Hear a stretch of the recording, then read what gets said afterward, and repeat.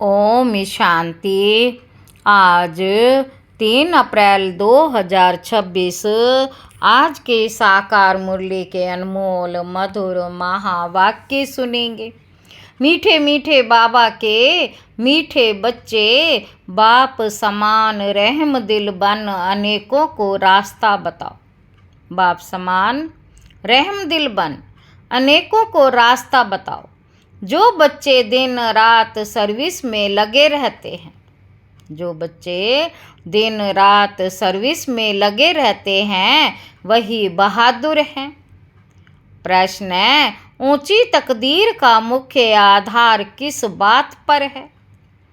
ऊंची तकदीर का मुख्य आधार किस बात पर है? उत्तर है, याद की यात्रा पर। जितना जो याद करता है उतनी ऊंची तकदीर बनाता है। शरीर निर्वाह अर्थ कर्म करते बाप और वर्षे को याद करते रहो तो तकदीर ऊंची बनती जाएगी।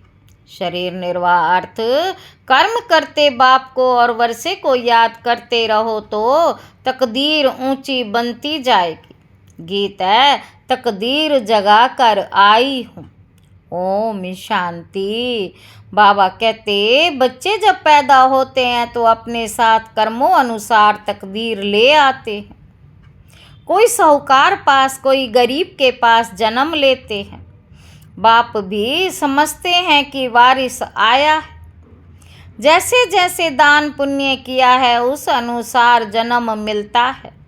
अब तुम मीठे मीठे सिक्की लदे बच्चों को कल्प बाद फिर से बाप ने आकर समझाया है। बच्चे भी जानते हैं कि हम अपनी तकदीर ले आए हैं।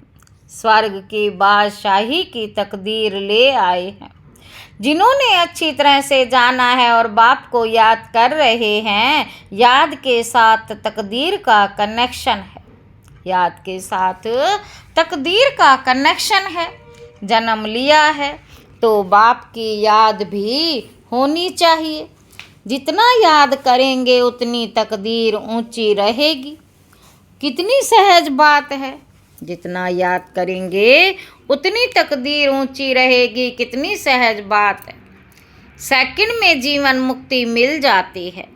तुम आए हो सुख धाम की तकदीर प्राप्त करने।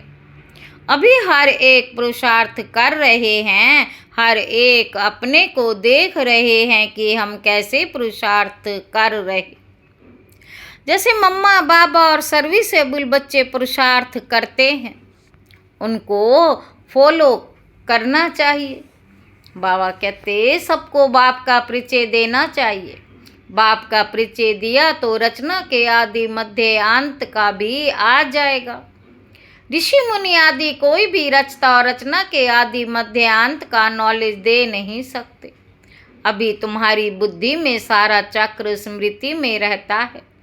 दुनिया में कोई भी बाप और वर्षे को नहीं जानते। तुम बच्चे अब बाप को और अपनी तकदीर को जानते हो। अब बाप को याद करना है। शरीर निर्वाह अर्थ कर्म भी करना है, घर बार भी संभालना है। कोई निर्बंधन है तो वह अच्छी सर्विस कर सकते हैं। कोई निर्बंधन है तो अच्छी सर्विस कर सकते हैं। बाल बच्चे कोई नहीं तो उनको सर्विस करने का अच्छा चांस है। स्त्री को पति व बच्चों का बंधन होता है। स्त्री को पति व बच्चों का बंधन होता है। बाबा कहते, अगर बच्चे नहीं हैं तो बंधन मुक्त ठहरे ना।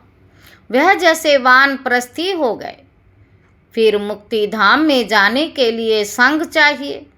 भक्ति मार्ग में तो संग मिलता है, साधुओं आदि का।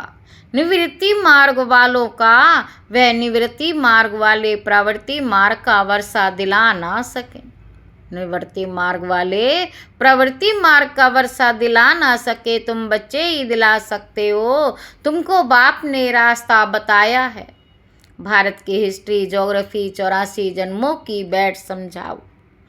भारतवासी ही 84 जन्म लेते हैं, एक की बात नहीं है। सूर्यवंशी सो फिर चंद्रवंशी फिर वैश्यवंशी घराने में आते हैं।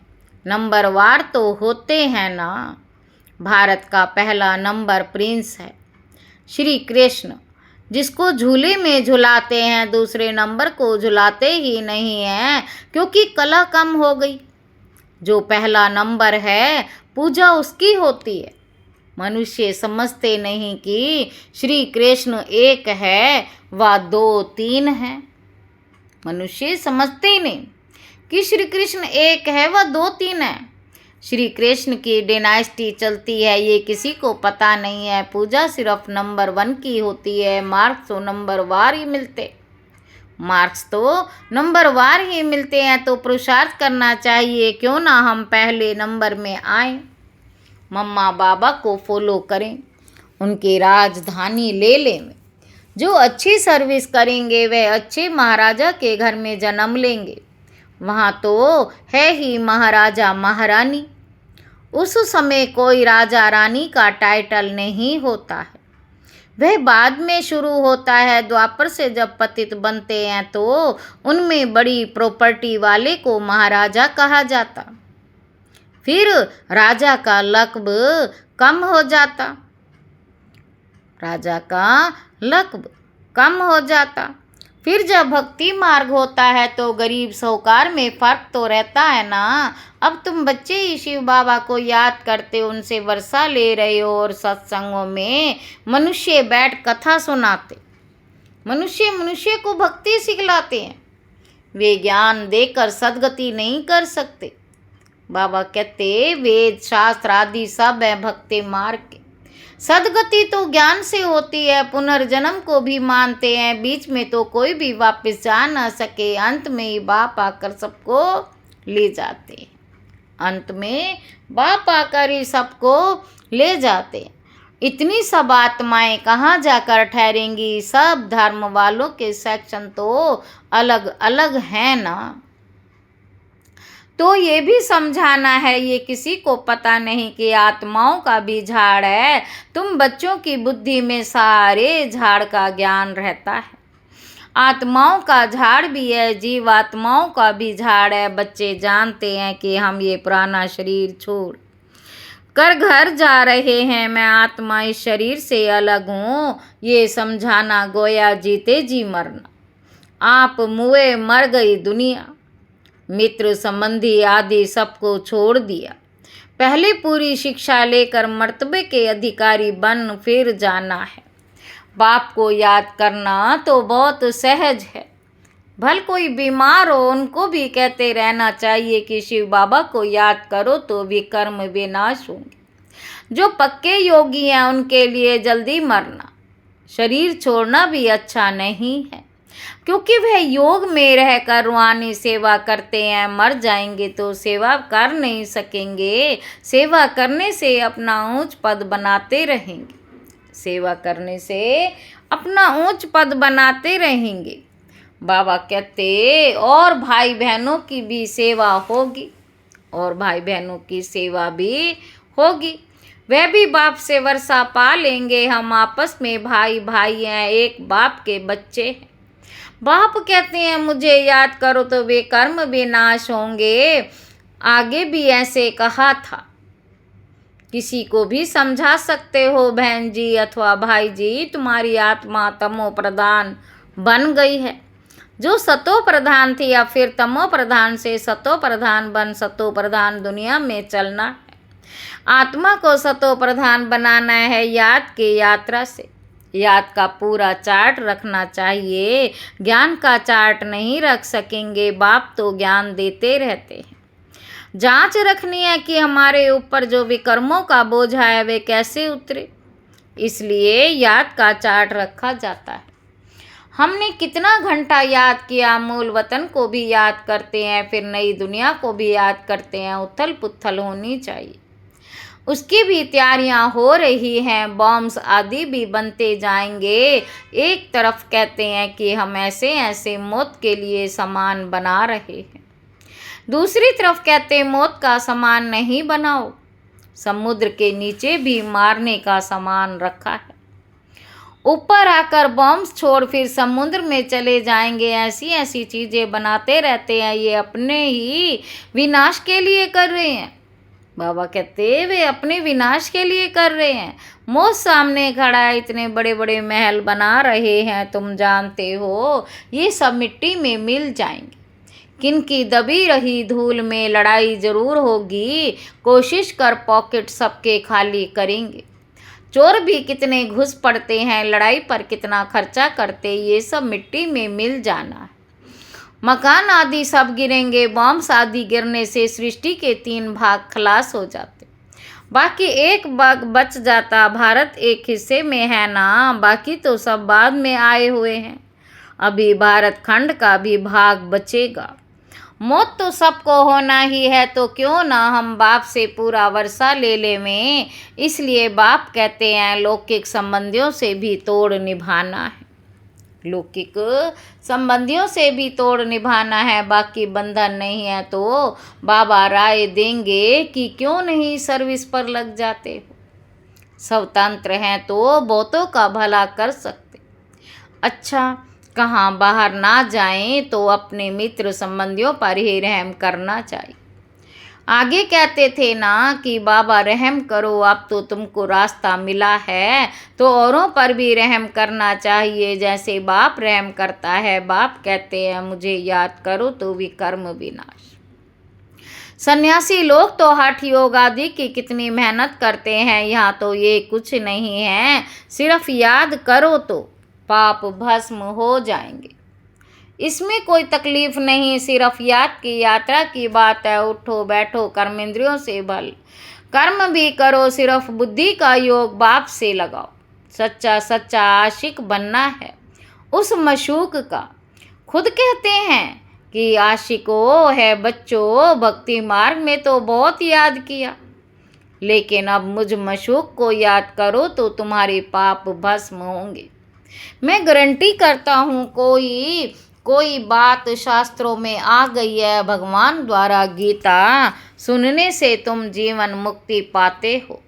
भगवान द्वारा गीता सुनने से तुम जीवन मुक्ति पाते हो। मनुष्यों द्वारा गीता सुनने से जीवन बंध में आ गए हो, सीढ़ी उतरते आए हो। हर एक बात में विचार सागर मंथन करना है, अपनी बुद्धि चलानी है, ये बुद्धि की यात्रा है।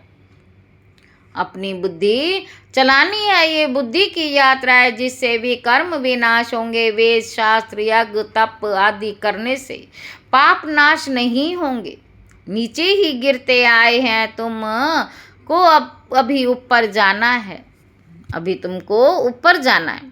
सिर्फ सीढ़ी से कोई समझ नहीं सकेंगे जब तक उस पर कोई समझाए नहीं। जैसे छोटे बच्चे को चित्र दिखाकर सिखाना पड़ता है, ये हाथी है, जब हाथी देखेंगे तो चित्र भी याद आएगा। जैसे तुम्हारी बुद्धि में आ गया है, चित्र में हमेशा छोटी चीज़ दिखाई जाती है। तुम जानते हो वैकुंठ तो बड़ा होगा ना, बाबा कहते तुम जानते हो वैकुंठ तो बड़ा होगा ना, बड़ी राजधानी होगी, वहाँ हीरे जवाहरातों के महल होते हैं, वे फिर प्राय लोप हो जाते, सब चीज़ें गायब हो जाती। नहीं तो ये भारत गरीब कैसे बना, साहूकार से गरीब, गरीब से साहूकार बनना है। ये ड्रामा बना बनाया, इसीलिए सीढ़ी पर समझाया जाता है। बाबा कहते नए नए आते हैं, उनको समझाने से प्रैक्टिस होगी, मुख खुल जाएगा। सर्विस लायक बच्चों को बनाया जाता है। कई सेंटर्स पर तो बहुत बच्चे अशांति फैलाते रहते हैं।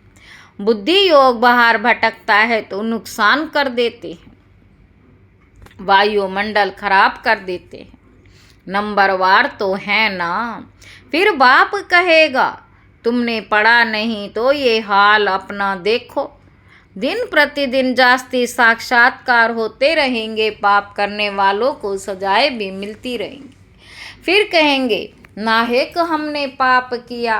बाप को सुनाकर प्रायश्चित, बाप को सुनाकर प्रायश्चित करने से कुछ कम हो सकता है, नहीं तो वृद्धि होती रहेगी। ऐसा होता रहता है, खुद भी महसूस करेंगे, परंतु फिर कहते क्या करें, हमारी ये आदत मिटती नहीं। इससे तो घर जाकर रहेंगे। कोई तो अच्छी सर्विस करते हैं, कोई डिश सर्विस करते हैं। हमारी सेना में कौन कौन बहादुर है, ये बाप बैठ नाम बताते हैं। बाकी लड़ाई आदि की यहाँ बात ही नहीं है, ये है बेहद की बातें। अच्छे बच्चे होंगे तो बाप जरूर महिमा भी करेंगे। बच्चों को बहुत रहम दिल कल्याणकारी बनना है, अंधों की लाठी बनना है।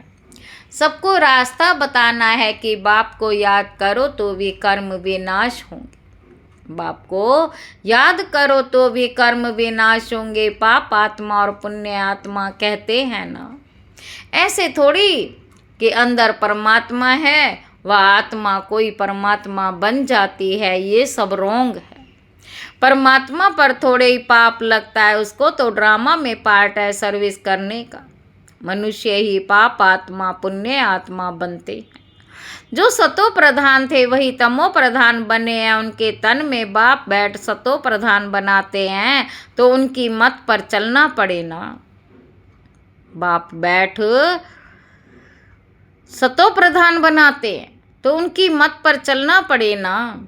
अभी बाप ने तुम बच्चों को विशाल बुद्धि बनाया है। अभी तुम जानते हो कि राजधानी कैसे स्थापन हो रही है।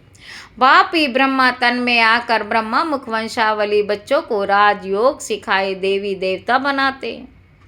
फिर पुनर्जन्म ले सीढ़ी उतरते हैं। अब फिर सब रिपीट करना है। बाप फिर ब्रह्मा द्वारा स्थापना करा रहे हैं योग बल से। तुम 5 विकारों पर जीत पाकर जगत जीत बनते हो। बाकी लड़ाई आदि की कोई बात ही नहीं है। अच्छा, मीठे मीठे सिक्के लदे बच्चों प्रति माता पिता बाप दादा का याद प्यार और गुड मॉर्निंग। रूहानी बाप के रूहानी बच्चों को नमस्ते। हम रूहानी बच्चों के रूहानी बाप दादा को याद प्यार और गुड मॉर्निंग। नमस्ते बाबा, नमस्ते, शुक्रिया बाबा, शुक्रिया। धारणा के लिए मुख्य सार पहला पॉइंट, बंधन मुक्त बन बाप की सर्विस में लग जाना है, तभी ऊंची तकदीर बनेगी। रहम दिल बन अनेकों को रास्ता बताना है, अंधों की लाठी बनना है। दूसरा पॉइंट है, इस शरीर से ममत्व निकाल जीते जी मरना है, क्योंकि जब वापस घर जाना है, अब वापस घर जाना है। बीमारी में भी एक बाप की याद रहे तो वे कर्म विनाश हो जाएंगे। वरदान है, कल्याण की भावना द्वारा हर आत्मा के संस्कारों को परिवर्तन करने वाले निश्चय बुद्धि भाव। जैसे बाप में 100% निश्चय बुद्धि हो, कोई कितना भी डगमग करने की कोशिश करे लेकिन हो नहीं सकते। एक देवी परिवार व संसारी आत्माओं द्वारा भल कोई कैसा भी पेपर ले क्रोधी बन सामना करे, वह कोई इंसल्ट कर दे गाली दे, उसमें भी डगमग हो नहीं सकते। इसमें सिर्फ हर आत्मा प्रति कल्याण की भावना हो। इस भावना उनके संस्कारों को परिवर्तन कर देगी। इसमें सिर्फ अधैर्य नहीं होना चाहिए, समय प्रमाण फल अवश्य निकलेगा। ये ड्रामा की नूंद है। स्लोगन है, पवित्रता की शक्ति से अपने संकल्पों को शुद्ध ज्ञान स्वरूप बनाकर कमजोरियों को समाप्त करो। ये अव्यक्त इशारे। महान बनने के लिए मधुरता और नम्रता का गुण धारण करो। वाचा में सदा सत्यता और मधुरता हो तो वाणी की मार्क्स जमा होती जाएगी, होती रहेगी। मधुरता का गुण जीवन है तो हर बोल मोती समान होंगे। ऐसे लगेगा जैसे बोल नहीं रहे, मोतियों की वर्षा हो रही। वे ऐसा बोल बोलेंगे जो सुनने वाले सोचेंगे ऐसा बोल हम भी बोले। सबको सुनकर सीखने की फॉलो करने की प्रेरणा मिलेगी। ऐसे मधुर बोल का वाइब्रेशन सर्व को स्वतः ही खींचता है। ओम शांति।